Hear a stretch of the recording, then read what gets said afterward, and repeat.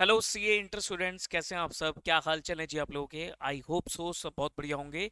सो सितंबर attempt अब आप लोगों का आने वाला है। तो जिन लोगों के भी सीए इंटरमीडिएट का एग्जाम ड्यू है सितंबर अटेम्प्ट में, उन सब के लिए मैं इस वीडियो में कुछ प्लानिंग शेयर करूंगा कि किस तरीके से आपको प्रिपरेशन करनी चाहिए। क्या आप लोगों का अब अगले जून जुलाई अगस्त 3 महीने हमारे पास बचे हैं टाइम लेफ्ट। अगर मैं टाइम की बात करूं तो हमारे पास बचे हैं लगभग 3 महीने। तो 3 महीने के लिए हमारा क्या प्लान रहने वाला है, ठीक है। इस समय जो बच्चे होंगे वो जनरली 3 कैटेगरी में स्टूडेंट्स को डिवाइड कर सकते हो। कौन कौन सी 3 कैटेगरी? अच्छा, वीडियो थोड़ी सी 10-15 मिनट की रहेगी, तो प्लीज इतना पेशेंस रखेगा, इतना टाइम रखेगा निकालने का कि 3-10-15 मिनट आपको ये वीडियो देखनी पड़ेगी। उसके बाद ही आप कुछ डिसाइड कर पाएंगे। वीडियो को आधी छोड़ के मत जाइएगा। अगर जाना है तो फिर मत ही देखो, नहीं तो फिर पूरी देख कर जाना, ठीक है जी। देखिए, स्टूडेंट्स कितने तरीके के हैं। पहली कैटेगरी ऑफ स्टूडेंट्स वो हैं जिन लोगों ने मई 24 में अपना एक ग्रुप दिया, ग्रुप 1 दिया, ठीक है। और जिनको लगता है कि भाई इनका ग्रुप 1 अच्छा नहीं हुआ, नॉट गुड।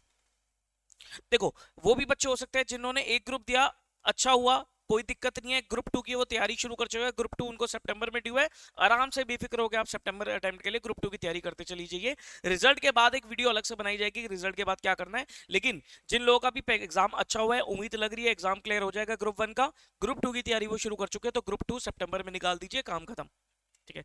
दूसरी कैटेगरी वो आएगी जिन्होंने बोथ ग्रुप्स दिए, बोथ ग्रुप्स अच्छे हो गए हैं, ठीक है, हाई चांस है निकलने का। रिलैक्स कीजिए, जल्दी आपका विद इन अ मंथ तो नहीं कह सकता, लेकिन मैं कह सकता हूं 20-25 दिन में आप लोगों का रिजल्ट आपके सामने होगा, आपको पता लग जाएगा। ओके, जिन्होंने भी एक ग्रुप दिया, नॉट श्योर, श्योर नहीं है, ग्रुप 2 की तैयारी कर रहे हैं, ग्रुप 2 पे लगे रहिए रिजल्ट तक, कोई दिक्कत वाली बात नहीं है। लेकिन वो बच्चे जिन्होंने मई 24 में ग्रुप 1 दिया था लेकिन एग्जाम अच्छे नहीं हुए, उनको पता है कि भाई उनका निकलना नहीं है, ठीक है। अब वो क्या करें? एक तो वो बच्चे हैं, और दूसरी कैटेगरी ऑफ स्टूडेंट्स है जिनका पहली बारी ही सितंबर अटेम्प्ट में एग्जाम ड्यू है, सितंबर में 24 में एग्जाम ड्यू है। क्या करना चाहिए? देखो, सबसे पहले मैं इधर बात करूं जिनका ग्रुप 1 दिया लेकिन ग्रुप 1 ही अच्छा नहीं हुआ। अब या तो आप ग्रुप 2 स्टार्ट कर चुके हो, ग्रुप 2 स्टार्ट कर चुके हो, ठीक है, या अभी ग्रुप 2 नॉट येट स्टार्टेड। देखो, अगर तो अभी नॉट येट स्टार्टेड है, अगर अभी तक आपने ग्रुप 2 स्टार्ट नहीं किया है, तो भूल जाइए ग्रुप 2 को, ग्रुप 1 पे ही फोकस कीजिए, अच्छे से ग्रुप 1 की तैयारी कीजिए सितंबर अटेम्प्ट के लिए। देखो, एक एक करके निकाल लो, निकाल लो, पर किसी ने कहीं कुछ नहीं बोला कि भाई दो ही देने हैं, ठीक है। अगर आपका ग्रुप 2 अभी तैयार नहीं है, आपने शुरू भी नहीं किया है, तो आप ग्रुप 1 पे ही फोकस कीजिए और सितंबर में ग्रुप 1 निकाल लीजिए, फिर जनवरी में आराम से ग्रुप 2 निकाल लेना। जो करो अच्छे से करो, मेरा तो सिंपल ये प्रिंसिपल है, जो करो अच्छे से करो, चाहे एक कर रहे हो चाहे दो कर रहे हो, ठीक है, जो करो अच्छे से करो, टाइम वेस्ट ना करो। अच्छा, ये गलती मत करना।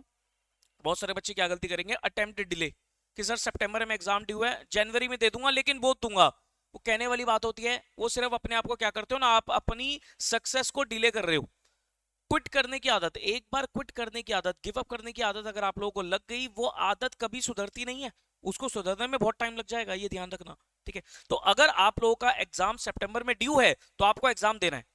हाँ, ये डिसाइड कर लो कि एक देना है या बोथ देना है। तो अगर अभी आपने स्टार्ट नहीं किया है, ग्रुप 1 पे ही फोकस करो, ठीक है। उसके बाद ग्रुप 2 अगर आप स्टार्ट कर चुके हो, देखो, ग्रुप 1 ही अच्छा नहीं हुआ और ग्रुप 2 आप स्टार्ट कर चुके हो, ठीक है, तो मेरे हिसाब से तो अभी आपको ग्रुप 2 पे जाना नहीं चाहिए था। अगर आपका ग्रुप 1 ही अच्छा नहीं हुआ और आप ग्रुप 2 स्टार्ट कर चुके हो, तो मेरे हिसाब से ग्रुप 2 पे जाना नहीं चाहिए था। लेकिन अगर आपने स्टार्ट कर दिया है, तो मैं आपको यही बोलूंगा कि भाई साहब, अगर आपको श्योर है कि भाई एग्जाम नहीं निकलने वाला, तो प्लीज इसको रोक दो, कोई दिक्कत नहीं है। 2-3 महीने बाद लेक्चर्स लिए होंगे आपने, ऑनलाइन क्लासेस होती है आज के टाइम में, तो ऑनलाइन क्लासेस आपने लिए होंगे, लेक्चर्स ले रखे होंगे आपने, तो आप लोग अभी उन लेक्चर्स को रोक दो, कोई दिक्कत नहीं है। अगर आपको 2-3 महीना क्लासेस को एक्सटेंड करा के कुछ चार्जेस पे करने पड़ जाएंगे, नॉट अ बिग डील, ठीक है। लेकिन उन क्लासेस को रोक दो और फोकस करो ग्रुप 1 पे ही, फोकस करो अच्छे से ग्रुप 1 पे ही। अच्छा, बेवकूफी क्या करते हैं बच्चे, सुनना ध्यान से, बेवकूफी ये करते हैं कि सर ग्रुप 1 नहीं हुआ, नहीं समझ में आ रहा, ग्रुप 1 अच्छा नहीं हुआ, ग्रुप 2 शुरू करती है, सर पहले तो मैं ग्रुप 2 दूंगा फिर ग्रुप 1 के बारे में सोचेंगे। अरे बेवकूफो, ये समझो, जो तुम ग्रुप 1 में थोड़ा बहुत भी पढ़ के आए हो, वो तो जीरो हो जाएगा ना, वो तो बिल्कुल जीरो हो जाएगा। ये कहाँ की समझदारी है? पता नहीं ऐसी ऐसी एडवाइस कौन देता है, ठीक है, तो ये बेवकूफी है। ग्रुप टू अगर आपने अभी फ्रेश स्टार्ट किया और ग्रुप वन पहले पढ़ चुके हो तो ग्रुप वन को टरका रहे हो, ग्रुप वन बाद में करेंगे, पहले ग्रुप टू निकालते हैं। यार ये तो सिर्फ टाइम, ये खेलने वाली बात है। अपने टाइम के साथ, अपने पेरेंट्स के पैसे के साथ, अपने फ्यूचर के साथ यू आर जस्ट प्लेइंग। आप सिर्फ खेल रहे हो और कुछ नहीं हो रहा। डिसीजन लो, सोच समझ के लो, ठीक है। आजकल क्या हो गया ना, आजकल बच्चे बहुत स्मार्ट हो गए, बहुत समझदार हो गए हैं। आजकल बच्चे किसी की सुनते नहीं, हम कह कह के थक जाते हैं कि भाई टीचर कोई भी कुछ बता रहा है तो सुन लो, समझ लो उसके बाद। लेकिन नहीं, बच्चा क्या करता है आज के टाइम में, वो अपनी चलाता है, अपनी चलाता है कि भाई मुझे तो सब कुछ पता है, दुनिया भर का ज्ञान अवेलेबल है, मुझे तो सब कुछ पता है। एक चीज ध्यान रखना, ये दुनिया भर का जो ज्ञान अवेलेबल है ना, ये सब आधा अधूरा है। You have to choose a mentor. आपको एक मेंटर अपने पास चूज करना पड़ेगा। मैं ये नहीं कह रहा कि सिर्फ मेरी बातें फॉलो करो, हो सकता है मेरी बातें आपको नहीं समझ में आ रही हो, मत फॉलो करो, मत फॉलो करो, कोई दिक्कत नहीं है। लेकिन एक मेंटर आपके पास होना चाहिए जो आपको हर पल पे, हर मोमेंट पे गाइड करे। जरूरी नहीं है वो आपकी कम्युनिटी का ही हो, आपके पेरेंट्स हो सकते हैं, आपका कोई बड़ा भाई बहन हो सकता है, जिस फैकल्टी से आप पढ़े हो वो फैकल्टी हो सकती है, जिस फैकल्टी से आप कभी 11 12th में पढ़े थे वो फैकल्टी भी हो सकती है। लेकिन जिसके साथ आपका अच्छा बॉन्ड हो, अच्छा कनेक्ट हो, that should be your mentor, ठीक है। तो एक मेंटर अपना चूज करना, जरूर करना, ठीक है। तो मैं क्या कह रहा था कि ग्रुप टू स्टार्ट कर दिया है, जस्ट स्टार्ट ही किया है, रोक दो से, ग्रुप वन पे फोकस करो, ठीक है।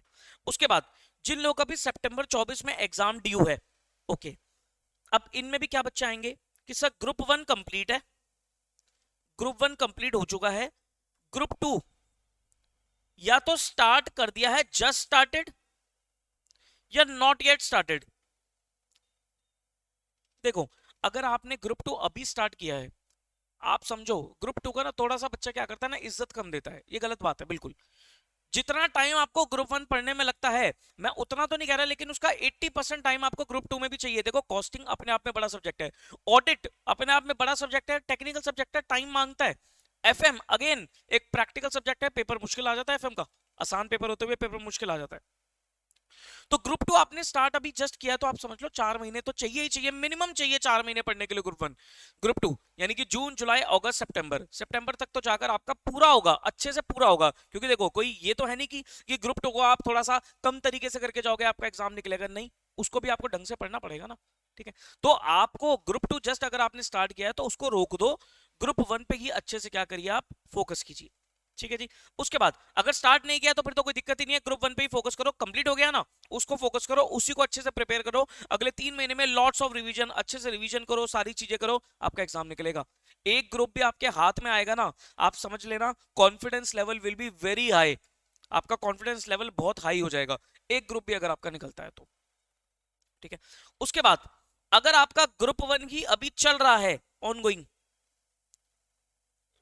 तो इसे कंप्लीट करो as early as possible, as early. भाई कम से कम नहीं तो मैं ये मानता हूं कि जुलाई और अगस्त आप लोगों के पास 2 महीने, 2 महीने का आप लोगों के पास क्या होना चाहिए सर, रिवीजन इतना चाहिए ही चाहिए। रिवीजन 2 महीने या 1.5 महीने, अगर आपने थोड़ा लेट स्टार्ट किया था तो कोई भी दिक्कत वाली बात नहीं है, तो 2 या 1.5 महीने आप लोगों के पास रिवीजन टाइम होना चाहिए, ठीक है। साथ साथ क्या करो, जो आप क्लासेस कर रहे हो पढ़ते चलो, रिवाइज करते चलो, ठीक है। नाउ अब मैं आपको यहां बताने वाला हूं एक इंपॉर्टेंट चीज कि सर आप लोगों को रिवीजन कैसे करनी चाहिए। देखो, मैं सिर्फ बात कर रहा हूँ किसकी, ग्रुप वन की, कि अगर आप ग्रुप वन ही पढ़ रहे हो, अगर आप बहुत पढ़ रहे हो तो अकॉर्डिंगली प्लान को थोड़ा सा मॉडिफाई कर लेना, ठीक है। अगर आप मान लो खाली ग्रुप वन ही कर रहे हो तो आपके पास 3 पेपर है सर, कौन कौन सा, अकाउंट्स हो गया, लॉ हो गया और टैक्स हो गया, ये 3 पेपर है। तो आपको रिवीजन, देखो एग्जाम 3 महीने है, 3 महीने में आराम से आप 2 से 3 रिवीजन तो कर सकते हो। अगर आपकी 2 से 3 रिवीजन हो जाती है ना, वेल एंड गुड, बहुत ही बढ़िया है, ब्रिलियंट, ब्रिलियंट, ठीक है। 2 से 3 रिवीजन आप प्लान करोगे, ठीक है। एक दिन में सेल्फ स्टडी की बात कर रहा हूं मैं, सेल्फ स्टडी अभी अभी कम से कम 8 to 10 आवर्स से स्टार्ट करोगे। 8 घंटे भी अगर आप पढ़ते हो अलॉन्ग विद क्लासेस, मैं मान के चल रहा हूं अगर आपकी थोड़ी बहुत क्लासेस भी चल रही हैं, तो 8 घंटे भी अगर आप पढ़ते हो, 8 to 10 आवर्स भी अगर आप देते हो, कोई दिक्कत वाली बात नहीं है, क्लासेस का टाइम भी है। और जब क्लासेस आपकी ओवर हो जाएंगी तो ये 12 से 14 आवर्स तक पहुंच जाना चाहिए, ये आपको मुझे प्रॉमिस करना है कि आप अभी 8 से 10 घंटे अलॉन्ग विद क्लासेस, और जब क्लासेस ओवर हो जाएंगी तो आपका 12 to 14 आवर्स आपको पहुंचाना पड़ेगा फॉर नेक्स्ट 3 मंथ्स, अगर आपको सितंबर अटेम्प्ट एक ही बारी में निकालना है तो, ठीक है, तो स्टार्ट करो। आपको क्या करना है, पहले कोई भी एक सब्जेक्ट उठा लेना है। जैसे कि आपने बोला कि सर मैं पहले टैक्स उठाऊंगा, मैं पहले क्या करना चाहता हूँ, टैक्स को उठाना चाहता हूँ। ठीक है, लेंथी सब्जेक्ट है, टैक्स उठाओ, कोई दिक्कत वाली बात नहीं है। ठीक है, टैक्स से शुरुआत करो। आज होगी है तारीख, आज क्या तारीख होगी है, आज होगी सर 10 जून। अपना टारगेट दो, टारगेट दो कि मुझे टैक्स 10 से 12 दिन लगाना है। देखो सबका अपना अपना स्ट्रेटजी होती है। जब भी पढ़ने बैठो ना, देखो आज आपको क्या करना है, आज आपको बैठ के ना हर एक सब्जेक्ट में जितना जितना सिलेबस है, मैं पता क्या करता था, मैं जब भी अपनी पढ़ाई शुरू करता था, मैं पहले एक रजिस्टर उठाता था और अपना पूरा सिलेबस लिख लेता था। पूरा सिलेबस, चैप्टर के नाम वगैरह लिख लेता था। जैसे टैक्स है तो मैंने टैक्स में जितने चैप्टर्स हैं सारे चैप्टर लिख लिए। जैसे जीएसटी होता है, आपका इनकम टैक्स होता है, उनमें भी क्या क्या चैप्टर्स है वो सारे लिख लिए। अकाउंट्स है, अकाउंट्स में मैंने दो पार्ट्स में, वही जैसा आपका अकाउंट्स डिवाइडेड है, चैप्टर्स हो गए और एएस हो गए, सारे चैप्टर्स के नाम, एएस के नाम, सारा सिलेबस अपने पास लिख लिया। लॉ, लॉ में कौन कौन से चैप्टर्स है वो मैंने अपने अपने पास लिख लिए। इससे आपको ना सिलेबस आइडिया होगा। बहुत सारे बच्चों को तो सिलेबस ही नहीं पता होता जी, यही नहीं पता होता कि क्या ये टॉपिक हमारे सिलेबस में है भी या नहीं। तो पहले एक पेपर पे क्या करो, अपना सिलेबस अच्छे से लिख लो। ठीक है, लिख लिया आप लोगों ने सिलेबस। अब आप देखो कि कौन सा सब्जेक्ट को करने में आपको कितना टाइम लगेगा। ठीक है, आपने बोला सर टैक्स कर रहा हूं, मैं टैक्स से शुरुआत करता हूं एक दिन में। ठीक है, एक बारी में एक ही सब्जेक्ट उठाओ, एक बारी में एक ही सब्जेक्ट उठाओ, क्योंकि आपकी क्लासेस भी चल रही है तो आपको ऐसी कोई बोरियत फील नहीं होगी। लेकिन अगर आपकी क्लासेस पूरी खत्म हो चुकी है तो आप क्या कर सकते हो, आप एक सब्जेक्ट के साथ साथ कोई ना कोई दूसरा सब्जेक्ट जस्ट एक कॉम्प्लीमेंट्री रख सकते हो, कॉम्प्लीमेंट्री रख सकते हो। ठीक है, 10-10 दिन का टारगेट देके चलो कि भाई 10 जून होगी आज, तो मेरे को लगभग 20 जून या 21 जून या 22 जून एज द केस में भी आपने बोला कि मेरे को टैक्स निपटाना है। अब क्या करोगे, ये जो 8-10 घंटे मैंने आपको दिए ना, इसमें 80% टाइम, देखो अगर तो आप क्लासेस कर रहे हो, सुनो मेरी बात, अगर तो आप क्लासेस कर रहे हो तो 8 से 10 घंटे आपको सिर्फ टैक्स ही टैक्स पढ़ना है, बाकी जो आपकी क्लासेस चल रही है वो आपकी चलती चली जाएंगी। लेकिन अगर आप क्लासेस खत्म कर चुके हो तो 12 to 14 आवर्स में आपको 80% टाइम, 80% टाइम रफली अगर मैं 12 घंटे की बात करूं तो 12 घंटे का 80% लगभग 10 घंटे होते हैं। कि 10 घंटे आप क्या करोगे, सिर्फ और सिर्फ टैक्स पढ़ोगे, और 2 घंटे आप सिर्फ फ्रेश करने के लिए अपने आप को लेट से लॉ पढ़ रहे हो, लॉ पढ़ रहे हो। बात समझ में आती है। तो अगले 10 दिन का टारगेट आपका ये होना चाहिए कि मेरे को एक टारगेट अचीव करना है कि मुझे टैक्स 10 से 12 दिन में, ऐसा केस में भी, कि मुझे टैक्स पूरा खत्म करना है, और साथ साथ मुझे क्या करना है, अपने लॉ को 2-2 घंटे के लिए थोड़ा थोड़ा थोड़ा थोड़ा लॉ को रिवाइज करते चले आना है। जैसे ही आपका टैक्स का टारगेट अचीव होगा, you will be highly confident. हमेशा उसी सब्जेक्ट से शुरुआत करो जो थोड़ा बड़ा है, टफ लगता है। तीनों में अगर मैं बोलूं कि लेवल हाई किसका है, टैक्स का है। उसके बाद अकाउंट्स, अब अकाउंट्स भी इक्वली हाई लेवल का सब्जेक्ट हो गया। ठीक है, तो टैक्स आपका पूरा हुआ, थोड़ा थोड़ा लॉ भी आप पढ़ते चले गए। अब क्या करोगे आप, अब आप अगले 10 दिन के लिए क्या उठाओगे, लॉ उठाओगे सर। देखा जाएगा आपकी क्लासेस भी धीरे धीरे क्या हो रही होंगी, नंबर ऑफ क्लासेस भी आपकी जो आप वीडियो क्लासेस चल रही है वो भी खत्म होती जा रही होंगी। देखो अगर आप बोथ ग्रुप्स कर रहे हो और दूसरी ग्रुप आपको पता है कि मुझे सितंबर में बोथ देना ही देना है, कोई दिक्कत वाली बात नहीं, मेरा ग्रुप 1 अच्छे से मैं साथ साथ रिवाइज करता आ रहा हूँ और ग्रुप 2 में कर रहा हूँ साथ साथ, तो मैं क्लासेस के टाइम में ग्रुप 2 का टाइम इंक्लूड करके चलूंगा कि ग्रुप 2 की क्लासेस आप कर रहे हो। ठीक है, तो लॉ उठा लिया अब आपने, अब आपको लॉ को मेजर टाइम देना है। ठीक है, कि मान लो अगर आपने आगे का टाइम दिया, कोई भी टाइम दे दो, लेट से आपने 22 जून से बोला कि 22 जून से अगले लगभग 2 जुलाई तक मुझे पूरी लॉ निपटानी है, और साथ साथ थोड़ा बहुत 20% अकाउंट्स भी खत्म करना है। 20% क्या करा आपने, अकाउंट्स को भी टाइम दे दिया, तो लॉ पूरी निपट गई और 20% अकाउंट्स को भी टाइम दिया। फिर उसके बाद सेम सिचुएशन, अकाउंट्स जो है आपकी, अकाउंट्स को फुल फ्लेश टाइम दो। ठीक है, फिर ग्रुप 2 का कोई सब्जेक्ट उठा लिया अगर ग्रुप 2 भी कर रहे हो, तो ऐसे करते करते करते करते करते आप एक अच्छी इफेक्टिव रिवीजन कर जाओगे। अगर आपके बोथ ग्रुप्स हैं, 2 रिवीजन भी अगर आप कर लेते हो सफिशिएंट है, कोई दिक्कत वाली बात नहीं, क्योंकि 6 सब्जेक्ट है आपके पास। लेकिन अगर आपके पास एक ही ग्रुप है तो कम से कम मैं बोलूंगा 3 रिवीजन करके चलना, 3 रिवीजन प्लान करके चलना। हर रिवीजन में क्या होगा, देखो पहली रिवीजन जो होती है ना वो डिटेल्ड होनी चाहिए, उसमें सब कुछ पढ़ोगे, सारे क्वेश्चंस कर करके देखोगे, मतलब मैक्सिमम क्वेश्चंस करके देखोगे। थ्योरी है, केस स्टडीज लिख लिख के ड्राफ्ट कर करके देखोगे, लिखने में नंबर नहीं आता बच्चों को, ये रहा है एक्सपीरियंस, लिख लिख के देखोगे। उसके बाद शॉर्ट नोट्स बनाओगे, ये सारी चीजें आपको फर्स्ट डिवीजन में कर दी है। सेकंड डिवीजन में क्या होगा, आपकी काफी हद चीजें काम हो चुकी होंगी, शॉर्ट नोट्स आपके तैयार हो चुके होंगे, केस स्टडीज में आपने कुछ अच्छे क्वेश्चन सेलेक्ट कर लिए होंगे, प्रैक्टिकल सब्जेक्ट्स में भी आपने क्या कर लिए होंगे सर, अच्छे अच्छे क्वेश्चन सेलेक्ट कर लिए होंगे। सेकंड डिवीजन में आपको थोड़ा सा कम टाइम लगेगा, फिर थर्ड रिवीजन में आप यही चीज करोगे, अपने वही कॉन्सेप्ट को रिवाइज करते चले जाओगे, और जो शॉर्टलिस्ट है वो आप करते चले जाओगे। आरटीबी देखोगे, मॉक टेस्ट पेपर देखोगे, और हर एक सब्जेक्ट के कम से कम, देखो अगर आपके पास बोथ ग्रुप है तो हर एक सब्जेक्ट के कम से कम एक मॉक टेस्ट, दो लिख लोगे तो बहुत ही अच्छी बात है, लेकिन एक तो लिखना ही लिखना है। बिना मॉक टेस्ट पेपर दिए बिना एग्जाम में जाना पाप है, समझ लेना। बिना मॉक टेस्ट पेपर लिखे बिना एग्जाम में जाओगे तो वो पाप लगेगा आपको, ठीक है। तो हर एक सब्जेक्ट का आपको एक मॉक टेस्ट लिखना है, अगर आपके दो बोथ ग्रुप्स हैं, और अगर आपका सिंगल ही ग्रुप है तो हर एक सब्जेक्ट के कम से कम दो मॉक टेस्ट पेपर लिखे। आप चैप्टर वाइज टेस्ट दो मत दो कोई फर्क नहीं पड़ता, लेकिन मॉक टेस्ट जरूर दो। दो दो तीन दो, जितने ज्यादा दे सकते हो मॉक टेस्ट तो अच्छी बात है, ठीक है। ये सब चीजें आपको तैयारी करके चलनी है और पॉजिटिव एटीट्यूड के साथ पढ़ना है। अभी कुछ दिन जिन्होंने पेपर दे रखे रिजल्ट आ जाएगा, हमें सबको पता होता है हमारी क्या सिचुएशन होने वाली है, ठीक है। तो जिनको पता है कि नॉट श्योर है तो ग्रुप 2 करते रहो, ग्रुप 2 को अच्छे से पढ़ते चले जाओ, ठीक है। जिनको पता है कि नहीं होगा, क्यों टाइम वेस्ट कर रहे हो, पढ़ लो। आई होप बहुत सारे बच्चों ने पढ़ाई शुरू भी कर दी होंगी, नहीं भी करी है तो अब कर लो, अब कर दो, कोई दिक्कत वाली बात नहीं है, क्योंकि अब और टाइम वेस्ट करोगे तो आपकी फिर दिक्कत आ जाएगी शुरू, ठीक है। अब शुरू कर लो, ठीक है। बेफिक्र होके पढ़ना है, डिस्ट्रैक्शंस को अवॉइड करनी है। मैं यहाँ पर ये चर्चा नहीं करूंगा, उसके लिए कोई सेपरेट वीडियो बनाएंगे कि सर टाइम टेबल क्या होना चाहिए, किस टाइम पे पढ़ना है किस टाइम पे नहीं पढ़ना है, वो सबसे एक सेपरेट वीडियो है। समझदार इतने हो आप अपना टाइम टेबल अपने आप बना सकते हो। ध्यान रखना उस टाइम पे पढ़ो जिस टाइम पे कम से कम डिस्ट्रैक्शंस हो, ये ध्यान रखना, ठीक है। जिस टाइम पे कम से कम डिस्ट्रैक्शंस हो उस टाइम पे पढ़ो। जिस टाइम पे आपको लगता है कि डिस्टर्बेंस ज्यादा है उस टाइम पे अवॉइड करो पढ़ना, उस टाइम पे अपनी कोई एक्टिविटी कर लो, जिम चले जाओ, अपना कुछ सो जाओ, किसी से मिलने चले जाओ, पार्क चले जाओ, गाने सुन लो, टीवी देख लो, जिस टाइम पे डिस्ट्रैक्शन ज्यादा है। और जिस टाइम पे आपको लगता है कि शांति है, चाहे सुबह हो चाहे रात को हो चाहे दिन में हो, उस टाइम पे मैक्सिमम आउटपुट अचीव करो। एक सिटिंग कम से कम 3 घंटे की जरूर दो।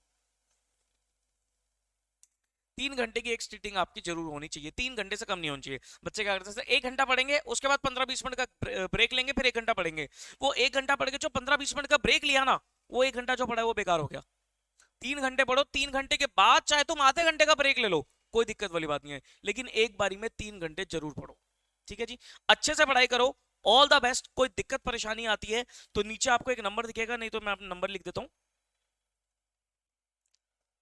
9717175748। This is my personal number, ये मेरा पर्सनल नंबर है।